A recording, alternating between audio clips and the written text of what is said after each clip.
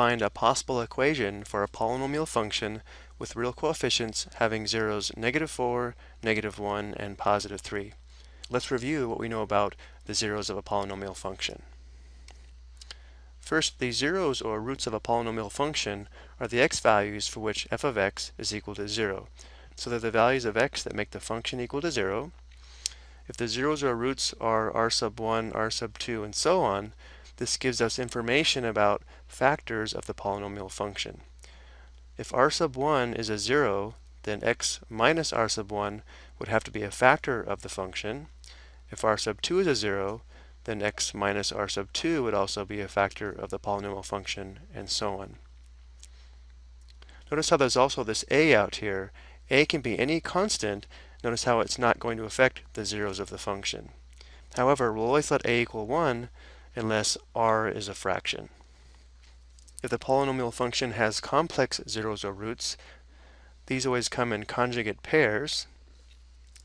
And then lastly, graphically, if we have real zeros, the real zeros would be the x-intercepts of the graph of the function.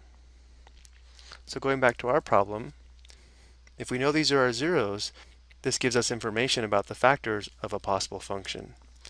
So f of x, our function, would have to have a factor of x minus -4 if -4 is a 0. If -1 is a 0, our function must have a factor of x minus -1. And if +3 is a 0, then we'd have to have a factor of x minus 3. Again, we could put a constant here, but since we don't have any fractions, we'll go ahead and let a equal 1. So now we're going to simplify our binomial factors and then find this product. So f of x is going to be equal to, we have a factor of x plus 4, a factor of x plus 1, and a factor of x minus 3. Now to multiply this out, there's no shortcut. We can only multiply two binomials at a time. So we'll multiply the quantity x plus 4 times the quantity x plus 1. So we'll have four products.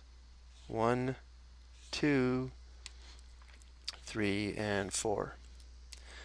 So we'll have f of x equals x times x, that's x squared.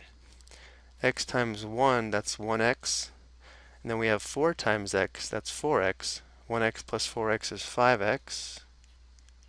And then 4 times 1 is +4. So we have this trinomial times the binomial x minus 3. Multiplying these two, we'll have 6 products.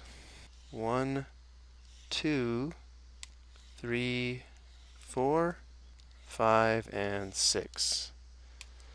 So we'll have f of x equals x to the second times x, that's x to the third. X to the second times -3, that's -3x squared, or minus 3x squared.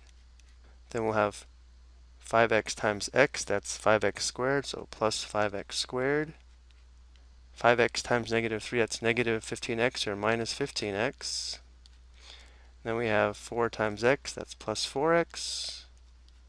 Then we have 4 times -3, that's -12, so we have minus 12. Last step, we want to combine our like terms. So we have 2x squared terms, and we have 2x terms. So one possible function with these zeros would be x cubed, -3x squared plus 5x squared, that's positive 2x squared, so plus 2x squared. -15x plus 4x is -11x, or minus 11x, and then minus 12. So again, this polynomial function, which is also a cubic function because it's degree 3, would have the real zeros of -4, -1, and +3. And to verify this, since these are real zeros, we can graph this function and verify these would be the x-intercepts of the graph. So here's the graph of the function that we just found. Notice how we have an x-intercept of -4, -1, and +3, which verifies our work. Okay, I hope you found this helpful.